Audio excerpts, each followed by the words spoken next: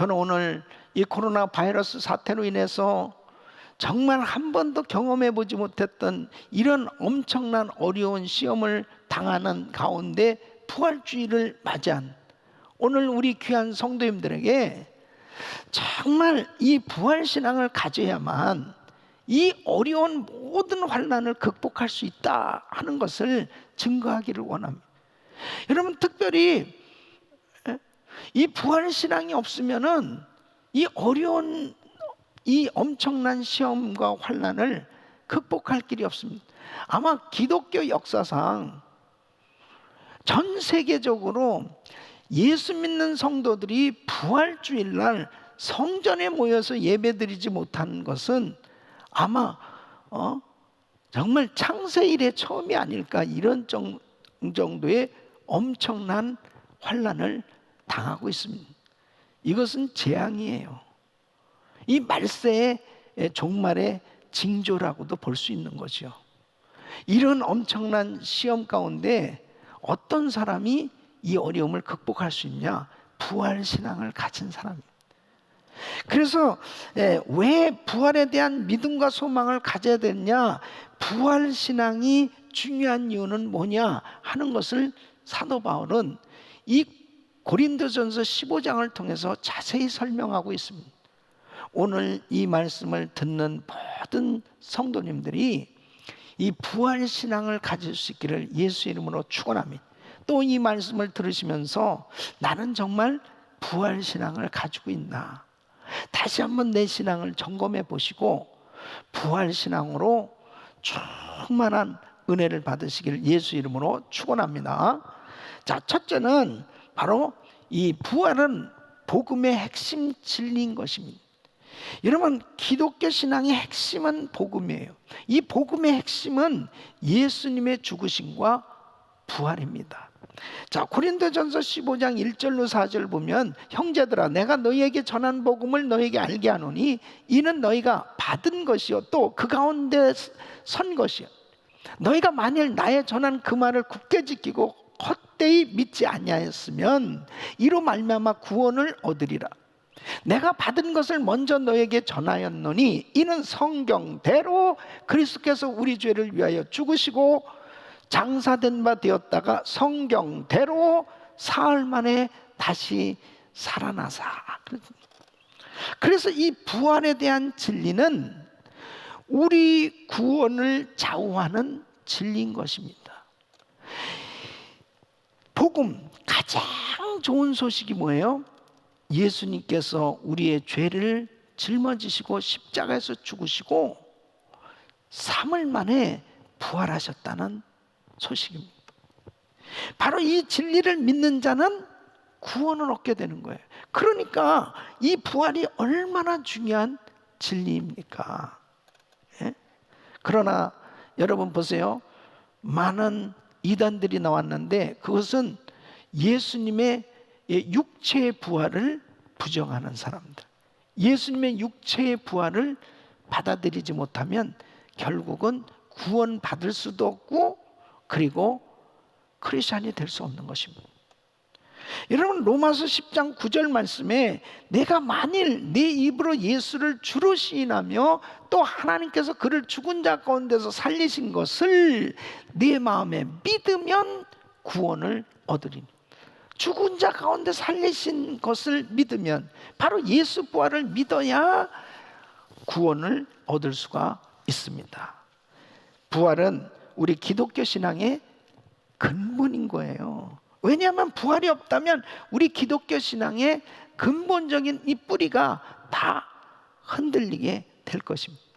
그래서 고린도전서 15장 13절로 19절 보면 만일 죽은 자의 부활이 없으면 그리스도도 다시 살지 못하셨으리라. 그리스도께서 만일 다시 살지 못하셨으면 우리의 전파하는 것도 헛것이요 또 너희의 믿음도 헛것입니다. 또 우리가 하나님의 거짓 증인으로 발견되리니, 우리가 하나님이 그리스도를 다시 살리셨다고 증거했습니다.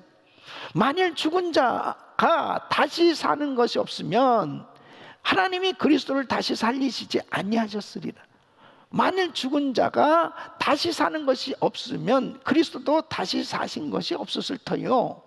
그리스도께서 다시 사신 것이 없으면 너희의 믿음도 헛되고 너희가 여전히 죄 가운데 있을 것이요 또한 그리스도 안에서 잠자는 자도 망하였으리니 만일 그리스도 안에서 우리의 바라는 것이 다만 이 생뿐이면 모든 사람 가운데 우리가 더욱 불쌍한 자리라.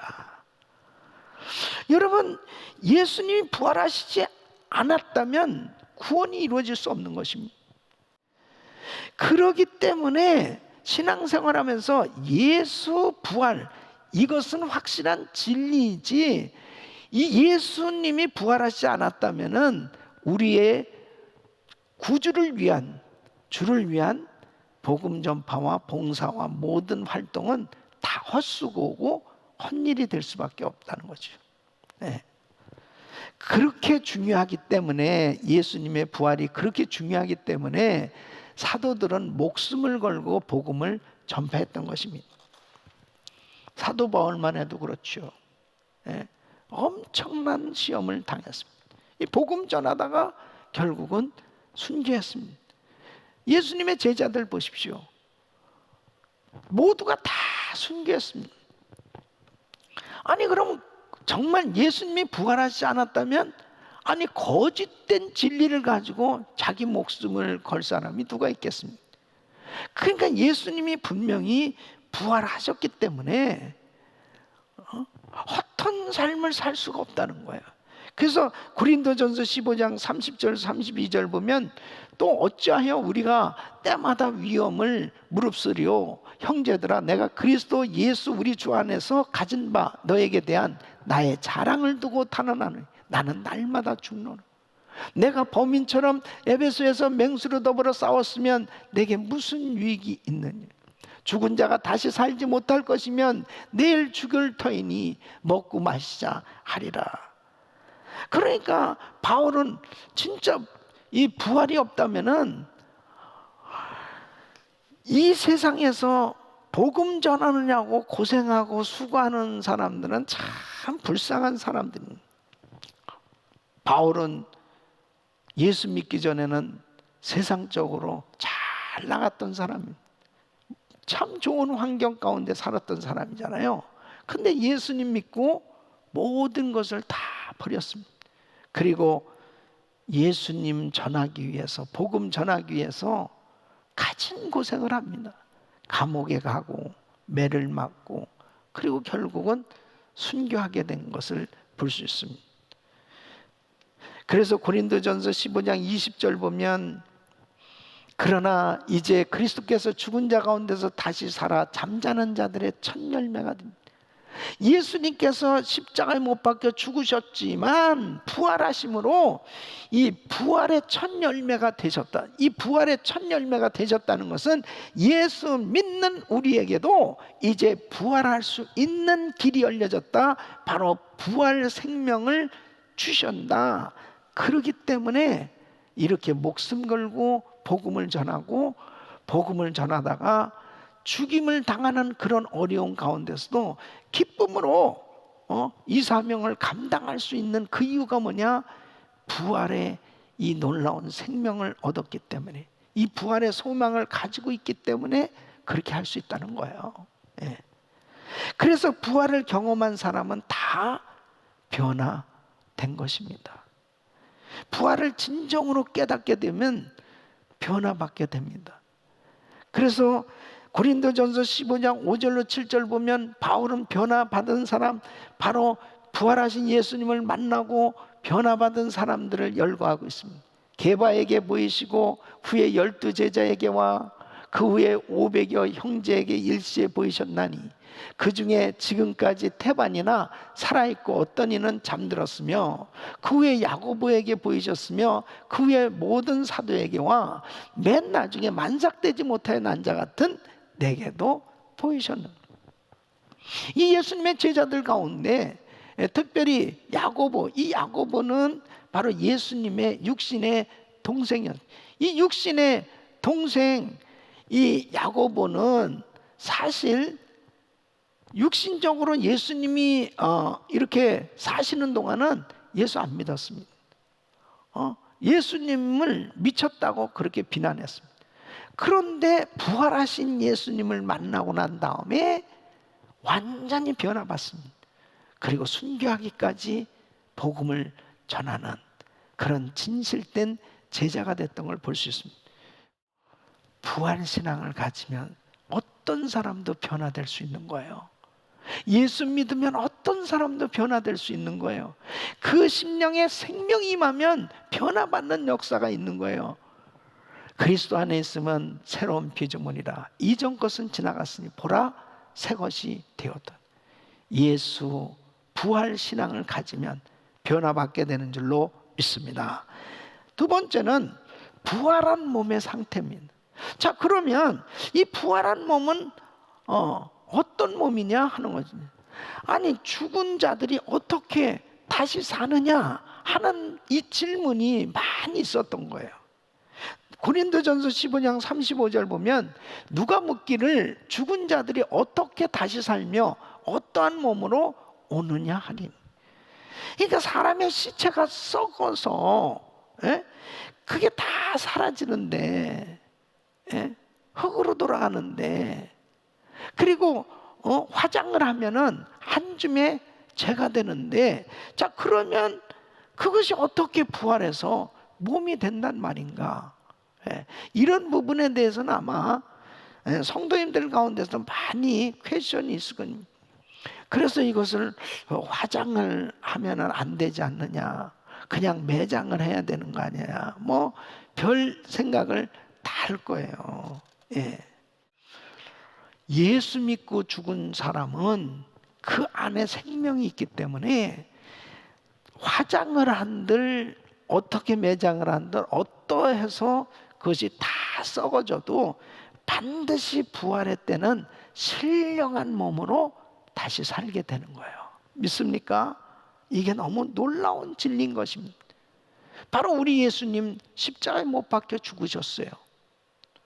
그런데 우리 예수님께서 3일 만에 부활하셨는데 예수님의 부활하신 몸은 어떻습니까? 살과 뼈가 있었습니다. 예수님. 자, 누가복음 24장 38절 39절은 보면 예수께서 가라 어찌하여 두려워하며 어찌하여 마음에 의심이 일어났냐. 내 손과 발을 보고 나인 줄 알. 또 나를 만져보라. 영은 살과 뼈가 없을 때 너희 보는 바와 같이 나는 있느냐. 이렇게 부활한. 또 두 번째, 주님이 음식을 잡수셨어요. 또 세 번째, 시공간을 초월하셨습니다. 그냥 분명히 이 몸을 부활하신 이 몸을 가지고 계신데 제자들이 집에 모여 있는데 그냥 쑥 나타나신 거예요. 그리고 그 몸으로 하늘로 올라가셨다는 것입니다. 여러분, 어떻게 부활이 가능한지 압니까? 고린도전서 15장 42절로 44절 보면 죽은 자의 부활도 이와 같으니 썩을 것으로 심고 썩지 아니할 것으로 다시 살, 욕된 것으로 심고 영광스러운 것으로 다시 살, 약한 것으로 심고 강한 것으로 다시 살, 육의 몸으로 심고 신령한 몸으로 다시 사는, 육의 몸이 있은즉 또 신령한 몸이 있느니라. 그래서 썩지 않고 영광스러우며 강하고 신령한 몸으로 부활한 그 부활체로 그렇게 분명하게 만들어질 것을 성경은 말씀하고 있습니다. 자, 그러면 이 부활은 언제 일어나느냐? 주님이 재림하시는 날 이루어지는 거예요. 그래서 고린도전서 오늘 15장 51절 53절 보면 보라 내가 너에게 비밀을 말하노니 우리가 다 잠잘 것이 아니요 마지막 나팔에 순식간에 호련히 다 변화하니 나팔 소리가 나면 죽은 자들이 썩지 아니할 것을 다시 살고 우리도 변화하리라. 이 썩을 것이 불가물 썩지 아니할 것이 있겠고 이 죽을 것이 죽지 아니함을 입으리로다. 이렇게 신령한 몸으로 부활하는데 어느 때요? 예수님께서 재림하실 때. 그 재림하실 때 바로 예수 믿는 사람은 이제 죽잖아요. 그러면 주님에게로 가는 거예요. 주님 품에 안기는 거예요. 거기 안식하고 있다가 우리 예수님이 때가 돼서 이제 재림하시면 신령한 몸으로 변화를 다 입게 되는 것입니다. 예. 만일 우리가 이렇게 살아있을 때 예수님이 재림하시면 어떻게 돼요? 휴거가 되는데 신령한 몸으로 변화받아서 휴거되는 것입니다. 그것에 대해서 데살로니가전서 4장 13절로 17절 우리 같이 읽습니다. 시작. 형제들아, 자는 자들에 관하여는 너희가 알지 못함을 우리가 원치 아니하는 이는 소망 없는 다른 이와 같이 슬퍼하지 않게 하려 합니다.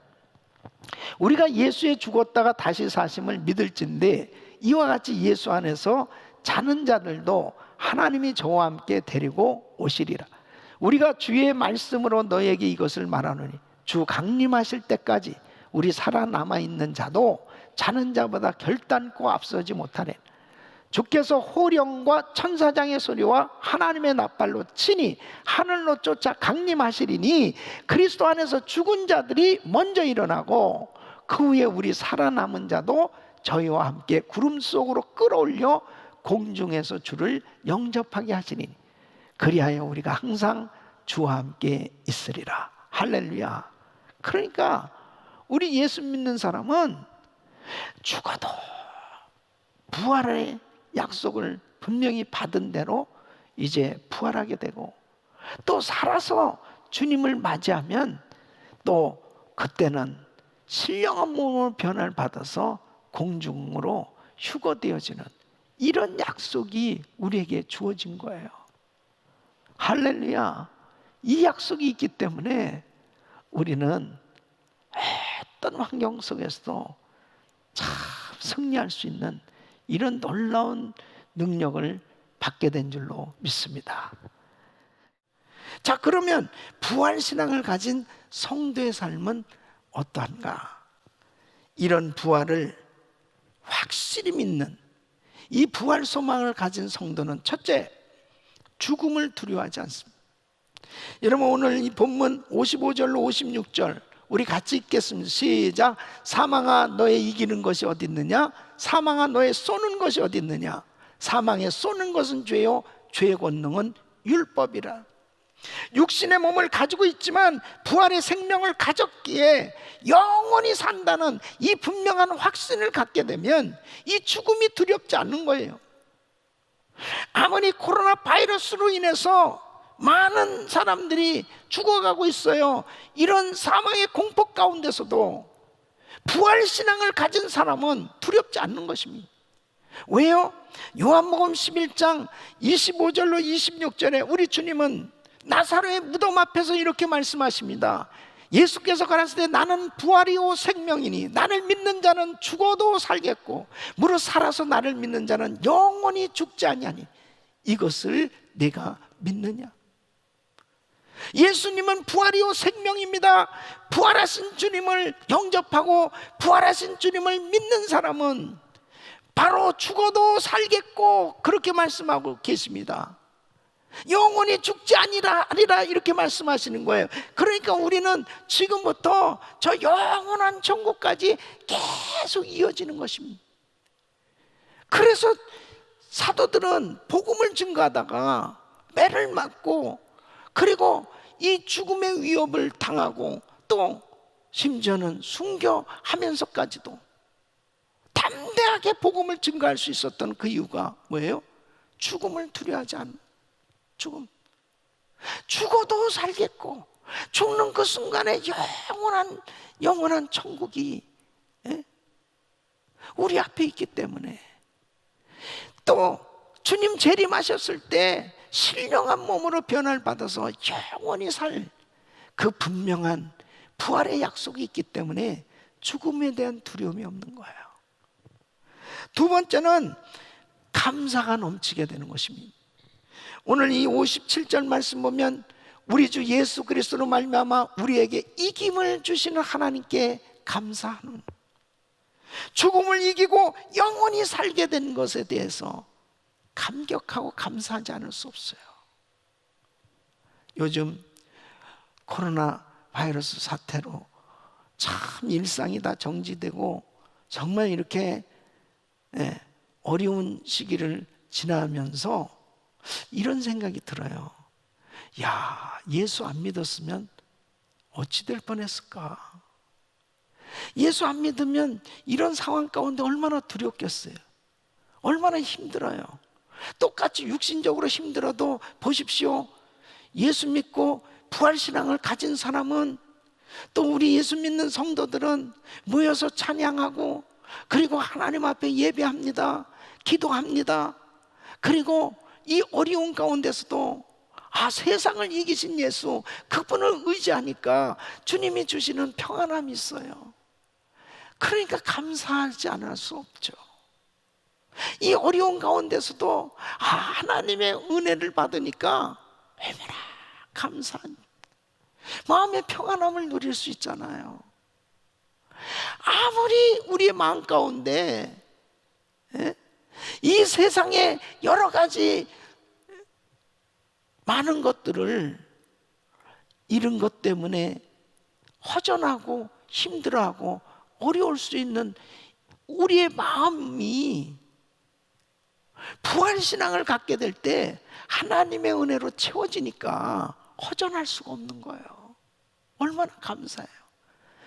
그러니까 하나님 앞에 찬양할 수 있고, 하나님 앞에 더 기쁨으로 드려질 수 있는 거죠. 할렐루야. 이 어려운 가운데서도 감사가 넘칠 수 있기를 바랍니다. 세 번째는 그리스도를 향한 믿음이 흔들리질 않습니다. 자, 58절 말씀 보니까 그러므로 내 사랑하는 형제들아 견고하며 흔들리지 말며 그랬습니다. 많은 사람들이 환경에 따라서 마음이 흔들립니다. 유혹을 받고, 그리고 핍박을 받고, 그리고 환경에 어려운 일들이 생겨지면 이 믿음이 흔들리는 그런 삶이 되기 쉬워요. 근데 부활신앙을 갖잖아요. 흔들릴 수 없어요. 흔들릴 수 없어요. 주님께서 나와 함께하고 계신, 부활하신 주님은 성령으로 나하고 함께하고 계시는 이 분명한 약속이 있기 때문에 흔들릴 수가 없다니까요. 엄청난 시험과 환난이 우리에게 닥쳐와도 흔들릴 수가 없어요. 왜? 우리 주님은 살아계시고 내가 세상 끝날까지 너희와 항상 함께 있으리라. 바로 그 주님이 우리와 함께하고 있잖아요. 그러니까 이 부활신앙을 가진 사람은 어떤 어려운 가운데서도 요동하지 않는 반석 같은 믿음을 가지고 주를 섬기고 있는 줄 믿습니다. 네 번째는 영원한 하늘나라의 상급을 바라보고 소망 가운데 살게 되는 것입니다. 자, 58절 말씀 우리 한번 같이 읽어보겠습니다. 시작. 그러므로 내 사랑하는 형제들아 견고하며 흔들리지 말며 항상 주의 일에 더욱 힘쓰는 자들이 되라. 이는 너희 수고가 주 안에서 헛되지 않은 줄을 알미니라. 여러분, 바로 이렇게 코로나 바이러스로 인해서 교회에 나오지도 못하고, 정말 교회에서 참 봉사하지도 못하고 예배도 드리지도 못하는 이런 환경 가운데 있을 때 참 답답하죠. 그리고 어떤 생각이 듭니까? 항상 그렇게 하나님 앞에 봉사하고 항상 하나님 앞에 교회 나가서 예배하고 그렇게 항상 할 수 있는 게 아니구나. 그런 생각을 갖게 되면 지난날에 때로는 게을렀던 신앙이 아쉽기도 하고, 또 봉사하지 못했던 그런 일들이 후회가 될 수 있지요. 우리가 정말 하나님 앞에 한 모든 일들은요 다 상급이 되는 거예요. 그래서 이 부활신앙을 가진 이 사도들, 성도들은 정말 그렇게 엄청난 시험과 어려움 가운데서도 포기하지 않고 열심히 주를 섬겼던 것입니다. 계시록 22장 12절 말씀, 보라 내가 속히 오리니 내가 줄상이 있어 각 사람에게 그의 일한 대로 갚아주리. 아마 우리 은혜교회 성도님들 얼마나 열심히 주를 섬기고 정말 봉사하는 그런 귀한 성도들입니까? 예? 이 코로나 바이러스 사태 전에는 뭐 거의 매일 교회 나와서 그냥 성경 공부하고 기도 모임 갖고 또 봉사하고 그러면서 그렇게 열심히 지냈잖아요. 그런데 요즘은 일상이 이렇게 정지되고 제한받고 그러니까 참 교회도 나오지 못하고 이게 안타깝죠. 그런데 우리 교회가 어떤 교회입니까? 상급받게 하는 교회잖아요. 그러니까 저는 절대로 우리 성도들을 그냥 둘 수 없다니까. 여러분들이 상급 받아야지 이렇게 코로나 바이러스 사태로 뭐 나는 봉사할 수 없다, 나는 상급 받는 일을 못한다. No, 그럴 수 없어요. 저는 절대로 그냥 우리 교인들을 그냥 둘 수가 없어. 상급 받게 해야지. 하나님께서 참으로 우리에게 이렇게 나눌 수 있는 이런 기회를 주신 건 뭐예요? 상급 쌓게 하기 위해서. 상급 받는 삶이 되도록. 결국 우리가 주님의 이름으로 한 모든 것들은 하늘나라 가면 다 상급으로 우리에게 주어질 거예요. 어떤 면에서 보면 이렇게 가장 어렵고 힘든 시기일수록 하나님의 사랑을 더 느낄 수 있는 좋은 기회 아니겠습니까? 나도 힘들지만 더 힘든 사람을 섬기고 돌볼 수 있는 좋은 기회. 그리고 이렇게 어려움 가운데 같이 나눌 때 바로 부활신앙으로 모든 것이 회복되어지는 이런 역사들이 일어나게 될 줄로 믿습니다. 뿐만 아니라 이제 우리 한인사회, 한인 동포사회가 계속해서 이렇게 행복 나눔 프로젝트를 통해서 또 어려운 교회들을 섬기고 또 어려운 이웃들을 섬기고 더 나가서 우리 선교지까지 더 어려운 그런 이웃들을 향해서 우리가 부지런히 나누는 이런 행복 나눔 프로젝트가 이루어질 때 예수 믿는 사람들은 다르다. 예수 믿는 사람들 멋지다. 예수 믿는 사람들은 역시 빛이야. 역시 소금이야. 바로 이런 하나님께 영광을 돌리는 이런 간증들이 넘쳐날 수 있기를 예수 이름으로 축원합니다.